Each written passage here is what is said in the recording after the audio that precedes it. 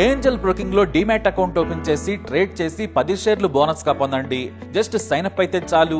మీ phone number enter చేసి OTP enter చేయండి. ఆ తర్వాత పాన్ కార్డ్, ఆధార్ కార్డ్, అలాగే బ్యాంక్ స్టేట్మెంట్ కూడా అప్లోడ్ చేయండి. ఆ తర్వాత ఓ సెల్ఫీ, ఓ ఈ-సైన్ చేస్తే చాలు.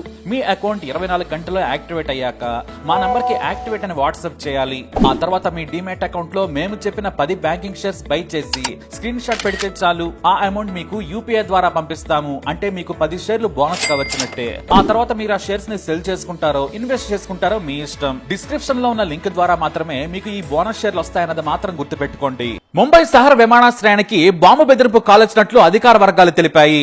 ఎవరో అజ్ఞాత వ్యక్తి ఇండిగో విమానంలో బాంబు పెట్టామని, ఆ విమానాన్ని పేల్చేస్తామని హెచ్చరించినట్లు పేర్కొన్నాయి. పహల్గామ్ ఉగ్రదాడికి ప్రతీకారంగా ఇండియన్ ఆర్మీ ఆపరేషన్ సింధూర్ పేరుతో 9 ఉగ్ర స్థావరాలను మిసైళ్లతో పేల్చేసిన విషయం తెలిసిందే. ఈ మెరుపు దాడుల్లో 100 మందికి పైగా ఉగ్రవాదులు మరణించారు. ఈ క్రమంలోనే ముంబై విమానాశ్రయ హాట్లైన్ కు బాంబు బెదిరింపు ఫోన్ కాల్ రావడం కలకలం రేపింది.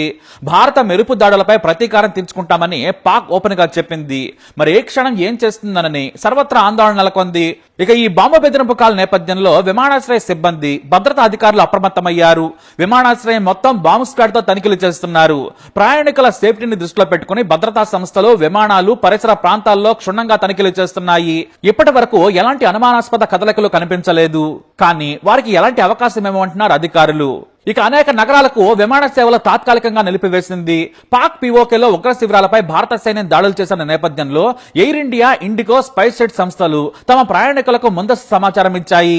ఈ సంస్థలు సోషల్ మీడియాలో పోస్టుల ద్వారా ప్రయాణికులకు విమానాశ్రయానికి బయలుదేరే ముందే తమ అధికారిక వెబ్సైట్లు లేదా కస్టమర్ కేర్ ద్వారా తాజా సమాచారం తెలుసుకోవాలని విజ్ఞప్తి చేశాయి. ఇక ఈ కారణంగా బికనీర్, శ్రీనగర్, జమ్మూ, అమృత్సర్, లేహ్, చండీగఢ్, ధర్మశాల వంటి అనేక నగరాలకు విమాన సేవలు తాత్కాలికంగా నిలిపివేయబడ్డాయి. ఇక ఇదిలా ఉంటే పాక్ అలర్ట్ అయింది. మన దేశ ఆస్తులను ధ్వంసం చేయడానికి సిద్ధమైంది. భారత బలగాలు ఆపరేషన్ సింధూర్ చేపట్టిన నేపథ్యంలో ప్రస్తుతం దిక్కుతోచని స్థితిలో ఉంది దాయాది దేశం. ఐక్యరాజ్య సమితి ఫీల్డ్ స్టేషన్ వైపు దూసుకొచ్చాయి పాక్ ప్రయోగించిన ఫిరంగి గుళ్లు. పూంచ్ లో గేటు వెలుపల అవి పడినట్లు సమాచారం. మొత్తానికి పాక్ అలర్ట్ అయింది. ఈ నేపథ్యంలో రెడ్ అలర్ట్ జారీ చేశారు. బాల్కోట్ దాడుల తరహాలో నరేంద్ర మోదీ వ్యూహం పన్నారు. దాడికి ముందు ప్రశాంత వాతావరణం ఉన్నట్లు చూపించారు భారత్. పాకిస్తాన్ ఏమరపాటుగా ఉన్న వేళ ఉగ్ర స్థావరాలపై విరుచుకుపడింది భారత సైన్యం. ఇక ఈ ఆపరేషన్ సింధూర్ పై కేంద్ర మంత్రులు, పలు రాష్ట్రాల ముఖ్యమంత్రులు, రాజకీయ నేతలు, పలువురు ప్రముఖులు సోషల్ మీడియా వేదికగా స్పందిస్తున్నారు. జై హింద్, మేరా భారత్ మహాన్ అంటూ ట్వీట్లు చేస్తున్నారు. మొత్తంగా ఆపరేషన్ సింధూర్ కి అభినందనల వెల్లువ వ్యక్తమవుతోంది. భారత్ మాతాకి జై, జై హింద్.